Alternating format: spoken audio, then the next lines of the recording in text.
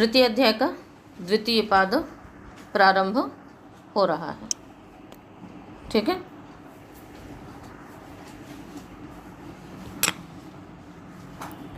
पहला सूत्र है कर्मण्य। प्रकरण तो कृत प्रत्यय का ही चल रहा है। ठीक है, पदच्छेद विभक्ति करेंगे। कर्मणि सप्तमी का एक वचन, अण प्रथमा का एक वचन। अनुवृत्ति धातु प्रत्यय परश्च की आ रही है।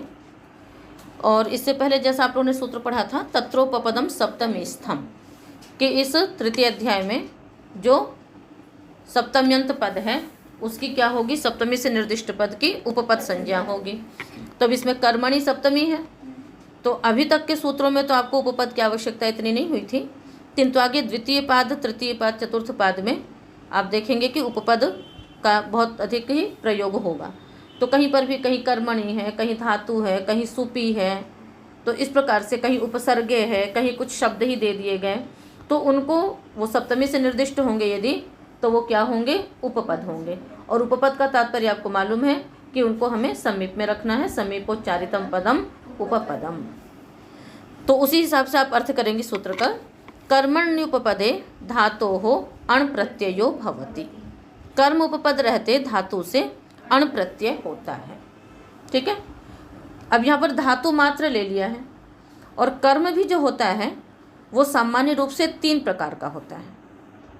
ठीक है, ऐसे तो हम देखते हैं कर्तुरीप्सिततमं कर्म की क्रिया का जो है ना, कर्ता का जो ईप्सिततम है उसकी कर्म संज्ञा होती है। पर वो जो ईप्सिततम चीज़ें होती हैं वो 3 प्रकार से हो सकती हैं, 3 रूप में हो सकती हैं। निर्वर्त्य, विकार्य और प्राप्य। निर्वर्त्य, विकार्य और प्राप्य। निर्वर्त्य, निर्वर्त्य का मतलब क्या होता है, क्या हो रहा है, निर्वर्त्य का मतलब जो बनाया जाए, विकार्य जिसको बिगाड़ा जाए, और प्राप्य जिसको प्राप्त किया जाए। तीनों हैं आपका कर्तुरीप्सिततमं कर्म का ही कर्म है, किंतु उसके भेद 3 प्रकार के बता दिए।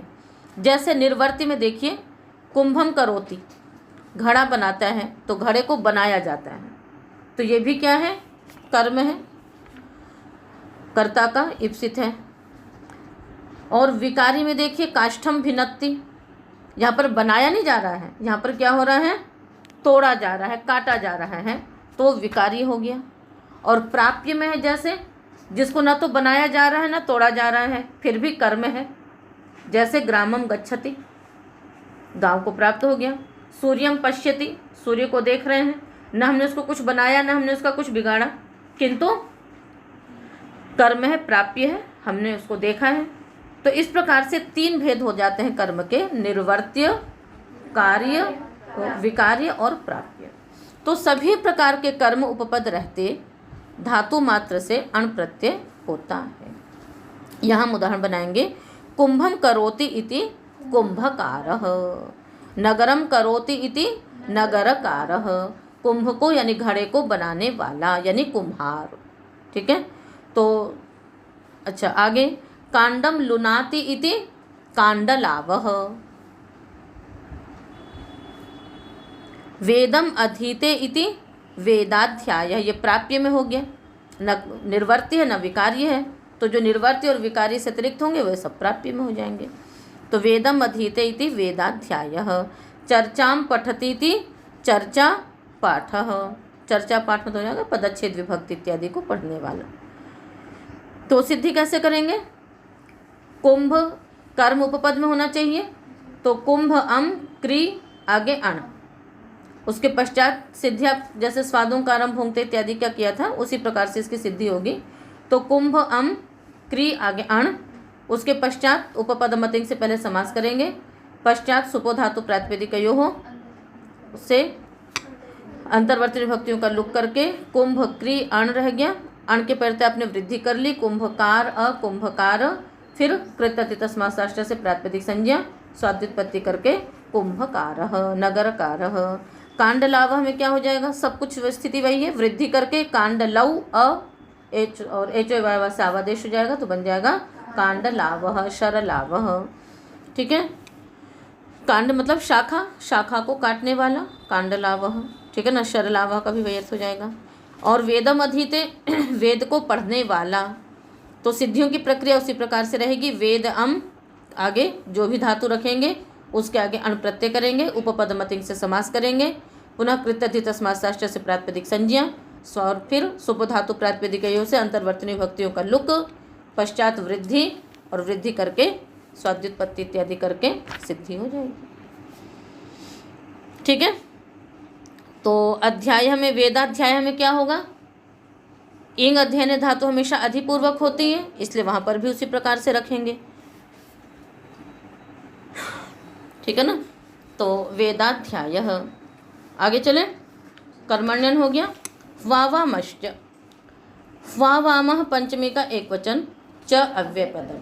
अब आगे के कई सूत्र कर्मण्यन के अपवाद हैं। आगे के कुछ सूत्र क्या हैं, उसके अपवाद हैं। तो कर्मणि की अनुवृत्ति 8 सूत्र तक जाएगी, तो यानी वहाँ तक के सूत्र इसके अपवाद माने जाएंगे। च अव्ययपदम, वाश्च वाश्च माश्च इति वावामाह तस्मात् वावामः, समाहार द्वंद्व समास हो गया। अर्थ करिए सूत्र का, वे स्पर्धायां शब्दे च वे तंतु संताने मांग माने इत्येतेभ्यः धातुभ्यः कर्मण्युपपदे अण प्रत्ययः परश्च भवति। इन धातुओं से अण प्रत्यय होता है, कर्म उपपद हो तो। शंका उठती यहाँ पर कि क्या कर्मण्यन सूत्र ने इन धातुओं को निषेध किया था क्या? उसने तो धातु मात्र से कहा था, फिर क्यों अलग से कह रहे हैं कि वे और क्या कहते हैं, वे और माँ धातुओं से भी अण प्रत्यय होता है? तो इसका कारण ये है कि आगे एक सूत्र आ रहा है, आतोनुपसर्गे कह, वो सभी आकारांत धातुओं से क प्रत्यय का विधान करेगा। तो ये उसका क्या हो गया, पुरस्ताद अपवाद हो गया। वावामश्च किसका अपवाद हो गया, आतोनुपसर्गे कह का पुरस्ताद अपवाद। पुरस्ताद अपवाद यानी पहले अपवाद बना दिया गया। तो उदाहरण बनाइए, पुत्रम वयति इति पुत्रः वायः, पुत्र को बुलाने वाला।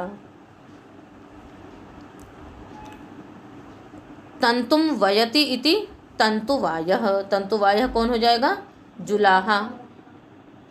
और धान्यम माति इति धान्यमायः, धान इत्यादि तोलने वाला।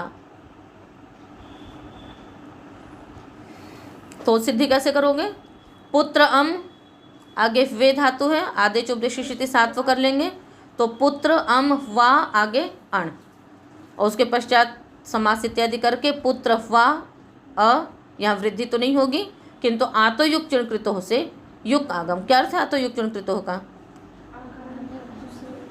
उत्तर किसी भी कृत के परे रहते हैं, नितणित कृत के परे रहते युक आगम होता है। ठीक है, तो हो गया, युक आगम होकर के बन जाएगा पुत्र वायः। ऐसे ही तंतुवायः में भी वे को पहले आदेश उपदेश स्थिति सात्व करेंगे, तंतुवा उस अर्थ युक आगम करके तंतुवायः। और धान्य मायः में भी युक आगम करेंगे तो धान्य मायः। आतोनुपसर्गे कह, आतः पंचमी का एक वचन, अनुपसर्गे सप्तमी का एक वचन, कह प्रथमा का एक वचन। अनुपसर्गे में समास करिए, जस्मिन सह अनुपसर्गः तस्मिन अनुपसर्गे। अब तृतीय अध्याय के जो सूत्र हैं उनमें धातु है, उपपद है और प्रत्यय है ना। क्रम आपको मालूम हो चुका है, कहीं कुछ अर्थ विशेष होगा वो आपको बता दिया जाएगा। अब आप लोग स्वयं सूत्र का अर्थ करिए और थोड़ा तेज बोलिएगा। हाँ, एक मिनट। अब अनुपसर्गे एक वचन न रख के बहुवचन कर दो, क्योंकि आकारांत धातुएं बहुत सारी होंगी। तो अनुपसर्गेभ्यः आकारांतेभ्यः और कर्मणि को कहाँ छोड़ दिया, कर्मण्युपपदे। कर्मण्युपपदे आकारांतेभ्यः अनुपसर्गेभ्यः धातुभ्यः कः प्रत्ययो परश्च भवति। ठीक है, अनुपसर्ग आकारांत धातुओं से कर्म उपपद रहते का प्रत्यय होगा और वह परे होगा। गाम ददाति इति गोदः, उपसर्ग उपपद नहीं होगा किंतु कर्म उपपद होगा। ठीक है ना, तो जैसे अध्याय आपने बना लिया था, सोपसर्ग ले लिया था, तो सोपसर्ग नहीं लेनी आपको, किंतु कर्म उपपद में तो रखेंगे। तो गाम ददाति इति गोदः, कंबलम ददाति इति कंबलदः, पार्ष्णिम त्रायते इति पार्ष्णित्रम। पार्ष्णित्रम क्या होता है मालूम है? जुराब। पार्ष्णी मतलब एड़ी, आया था ना उपनिषद में, पढ़ाया था केन उपनिषद में।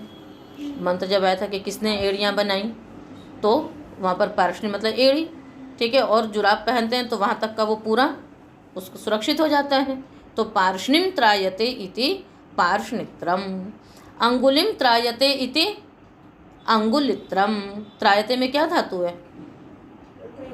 तो ये तो आकारांत नहीं है, आदेश उपदेश शिति से आत्व हो जाएगा, ठीक है। अंगुलिम त्रायते इति अंगुलित्रम मने क्या हो जाएगा बताओ? अंगुलित्र मने दस्ताना, है ना। आजकल जिसको आप वो बहुत प्रयोग में आता है ना, ग्लव्स वगैरह जिसको बोलते हैं, तो दस्ताने की संस्कृत हो गई अंगुलित्रम और मोजे की संस्कृत हो गई पार्ष्णित्रम, है, क्योंकि ये इनकी रक्षा करता है। तो सिद्धि में गाम ददाती है, तो गो अम दा, आगे क, पुनः उपपद मतिंग से समास। अब आगे कर्मण्यन के बाद प्रायः सभी सूत्र कुछ न कुछ उपपद, या तो सुपी आगे आएगा तो कुछ न कुछ उपपद होगा, और जब उपपद होगा तो उपपद मतिंग से आप समास भी करेंगी, और समास करके उसके पश्चात कृतधित समासाश्चर्य से प्रातिपदिक संज्ञा करेंगी, फिर सुपो धातु प्रातिपदिकयों से अंतर्वर्तनीय विभक्तियों का लुक करेंगे, उसके पश्चात आगे के कार्य होंगे। ये प्रक्रिया आपको सभी सिद्धियों में रहेगी, मैं बार बार उसका आवर्तन नहीं करूँगी, ठीक है। तो अम का लुक हो गया, क्या रह गया? गो दा, आगे क। अब ये आकारांत धातु और कित प्रत्यय है, तो यहाँ क्या सूत्र लग जाएगा? आतो लोप इति च। इस सूत्र को हमेशा याद रखना, आतो लोप इति च। कल भी आया था। तो इडादि प्रत्यय परे हो अथवा अजादि कितंगित प्रत्यय परे हो तो आकारांत धातु का लोप होता है। अलोन्त्यस्य से अंत्यल का लोप होगा, तो क्या किसका लोप हो गया? दा के आ का लोप हो गया, और का आ मिल गया तो क्या बन गया? गोद, अगोद। आगे सद्युत्पत्ति कर लीजिए, गोदह कंबलदह, कंबल को देने वाला। किसी भी चीज़ के साथ आप लगा सकते हैं। इस प्रकार से पार्ष्णित्रम, तो यहाँ पर क्या हो जाएगा? पार्ष्णी आगे अम रखेंगे और आदेश उपदेश शिति से आत्व करके, तो पार्ष्णी त्रा क आकार का लोप पार्ष्णित्रम। नपुंसक लिंग होगा तो पार्ष्णित्रम अम हो जाएगा, स्त्रीलिंग होगा तो टाप हो जाएगा, और वैसे होगा तो पुल्लिंग में रूप बन जाएगा पार्ष्णित्रम। आगे सुपिस्थः, सुपि सप्तमी का एक वचन, स्थः पंचमी का एक वचन। अनुवृत्ति है कह धातु प्रत्यय परश्च। कह की अनुवृत्ति 7 तक जाएगी, समीख्या तक। अर्थ करेंगे सूत्र का। सुबंते उत्तरपदे स्था धातो हो कह प्रत्ययो भवति। सुबंत उपपद हो तो स्था धातु से क प्रत्यय होता है। अब देखो, अभी तक जो था वो कर्म उपपद रहते कर रहा था, अब इसने क्या कर दिया कि सुबंत उपपद रहते। कोई भी सुबंत उपपद हो सकता है, कर्म भी सुबंत था, पर कर्म होता तो केवल कर्म उपपद रहते होता, इसने क्या कर दिया? सुबंत उपपद रहते कर दिया। दूसरी बात, यहाँ पर सुपी का हम योग विभाग भी करते हैं, और एक अर्थ बनाते हैं सूत्र का कि सुबंते उपपदे धातु मात्रात् कह प्रत्यय भवति। सुबंत उपपद रख करके धातु मात्र से क प्रत्यय करते हैं, ठीक है। और फिर उसी का ही आगे कर देंगे कि सुबंत उपपद रहते स्था धातु से क प्रत्यय होता है, ठीक है। उदाहरण बनेगा समे तिष्ठति इति समस्थः, विषमे तिष्ठति इति विषमस्थः। जब का प्रत्यय होगा आकारांत धातुओं से होगा तो आकार का लोप होना ही होना है। तो समे तिष्ठति, सम आगे ङी, स्था आगे क, फिर पूर्ववत सारी प्रक्रिया उपपद मतिंग इत्यादि से समास की जो प्रक्रिया आपको बताई हुई है उसको लगा लीजिएगा। आ तो लोपे टीचर से लोप कर देंगे, क्या बन गया? समस्थ, अ मिल गया उसमें, समस्थ विषमस्थः। अब इसके आगे कर्मणि और सुपी दोनों की अनुवृत्तियाँ जाएंगी। अब इसको ध्यान में रखना, सुपी भी है और कर्मणि भी है, तो कर्मणि का भी अधिकार चलेगा और सुपी का भी अधिकार चलेगा। अब उसमें हमें क्या देखना होगा कि जो सकर्मक धातुएं होंगी उनमें कर्मणि की अनुवृत्ति लगा लेंगे, और जो अकर्मक धातुएं होंगी उनमें सुपी की अनुवृत्ति लगा लेंगे, ठीक है। और यदि कहीं कुछ विशेष दे दिया होगा तो वहाँ पर उसको लगा लेंगे। बात समझ में आ गई? तो जहाँ सकर्मक धातुओं से प्रत्यय होगा वहाँ कर्मणि उपपदे लगेंगे, और जहाँ पर अकर्मक धातुएं होंगी वहाँ सुबंते उपपदे हो जाएगा। यदि कहीं कुछ विशेष नाम ले दिया गया कि ये शब्द उपपद में हो तो वहाँ पर भी उसको देख लेंगे कि वो सुबंत होगा अथवा वो कर्म होगा। ठीक है, आगे चलिए। तो सिद्धि में तो कोई दिक्कत नहीं है। तुंद शोकयोः परिमृजा पनुदोः, तुंद शोकयोः सप्तमी का द्विवचन, परिमृजा पनुदोः षष्ठी का द्विवचन, और फिर वो उसके विशेषण बन जाएंगे जो शब्द होंगे। समास करिए। तुंदश्च शोकश्च इति तुंद शोकौ तयोः तुंद शोकयोः, और परिमृजश्च अपनुदश्च इति परिमृजापनुदौ तयोः परिमृजापनुदोः। ठीक है। अनुवृत्ति कः कर्मणि धातुः प्रत्ययः परश्च। तुंद शोक इत्येतयोः कर्मणोः उपपदयोः, अभी तक परिगणन नहीं किया था कि कौन सा कर्म अथवा कौन सा सुबंत। आगे ऐसा भी संभव है कि आपको कुछ शब्दों का परिगणन कर दिया जाएगा कि ये कर्म उपपद रहते अथवा ये सुबंत उपपद रहते। ठीक है, तो जहाँ परिगणन कर देंगे वहाँ परिगणन लेंगे, और जहाँ कोई परिगणन नहीं करेंगे वहाँ सामान्य ले लेंगे। तो तुंद शोक सप्तमी है यहाँ पर, तो जो भी सप्तम्यंत होंगे वो उपपद में चले जाएंगे। तो तुंद शोक इत्येतयोः कर्मणोः उपपदयोः यथा संख्यम परिपूर्वात् मृज धातोः अपपूर्वात् नुद धातोः कः प्रत्ययो भवति परश्च। तुंद और शोक ये कर्म उपपद में हो तो क्रमशः परिपूर्वक मृज धातु और अपपूर्वक नुद धातु से क प्रत्यय होता है। यानी तुंद उपपद रख करके परिमृज और शोक उपपद रख करके अपनुद से क प्रत्यय करेंगे। उदाहरण बनेगा तुंदम परिमार्ष्टि। अब तीसरी बात आप ये भी ध्यान में रखना कि जो भी उदाहरण आप बना रही हैं उन सब का विग्रह जरूर होगा, क्योंकि एक उपपद है, एक धातु है, और उसी से ही आपको अर्थ भी निकालना है, तो बिना विग्रह के अर्थ नहीं निकल सकता। तो तुंदम परिमार्ष्टि इति तुंद परिमृजः आस्ते। शोकम अपनुदति इति शोकापनुदः पुत्रः। तो तुंद परिमृजः, तुंद परिमृजः का अर्थ क्या होगा मालूम है? आलसी, जो बस हर समय खाली अपने तोंद को ही छूता रहता है, बस पेट की चिंता है, और इतना खा भी लिया कि वो दौड़ फिर भी नहीं सकता, तो बस आलसी की तरह बैठा है ना। तो तुंद परिमृजः आस्ते। तो सिद्धि कैसे किया? तुंद अम परिमृज आगे क, गुण वृद्धि होगी नहीं तो परिमृज ही रह गया, और तुंद उपपदमतिंग से समास इत्यादि करके अंतर्वर्तनी विभक्ति का लुक कर दीजिए, क्या बन गया? तुंद परिमृज अतुंद परिमृजः आस्ते। शोकम अपनुदति, शोक को जो दूर कर देता है तो पुत्र उत्पन्न होता है, तो सबका जो शोक है वो दूर हो जाता है, पुत्र उत्पन्न हो गया, प्रसन्नता ला देता है, इसलिए शोकापनुद हो गया। तो शोक आगे अम, अपनुद आगे क, उपपदमतिंग इत्यादि की प्रक्रिया करके आपने क्या कर लिया? शोक अपनुद, फिर अकः सवर्ण दीर्घ से दीर्घ कर लीजिए, शोकापनुद क वृद्ध गुण तो होगा नहीं क्योंकि कित है, कित होने से गुण का निषेध हो जाएगा, तो शोकापनुदः पुत्रः जातः, शोक को दूर करने वाला। प्रेदाज्यः, प्रे सप्तमी का एक वचन, दाज्यः पंचमी का एक वचन। दाश्च ज्याश्च इति दाज्याः तस्मात् दाज्यः। अर्थ करेंगे प्रपूर्वात् ददाति जानाति इत्येताभ्यां धातुभ्यां कर्मण्युपपदे कः प्रत्ययो भवति। कर्म उपपद रहते प्रपूर्वक दा और ज्या धातुओं से क प्रत्यय होता है। ये क्यों बनाना पड़ा? क्योंकि आत्मोपसर्गे कहने कह दिया था कि अनुपसर्ग से होगा, इसने कह दिया कि नहीं, यहाँ पर हो जाएगा। तो विद्याम प्रददाति इति विद्याप्रदः, विद्याम प्रददाति इति विद्याप्रदः। शास्त्राणि प्रकर्षेण जानाति इति शास्त्रप्रज्ञः पथिप्रज्ञः। शास्त्राणि प्रकर्षेण जानाति इति शास्त्रप्रज्ञः। पंथानं प्रकर्षेण जानाति इति पथिप्रज्ञः। शास्त्र को भली प्रकार से जानता है उसको क्या कहेंगे? शास्त्र प्रज्ञ। कहीं के भी मार्ग को भली प्रकार से जानता है उसको क्या कहेंगे? पथि प्रज्ञ।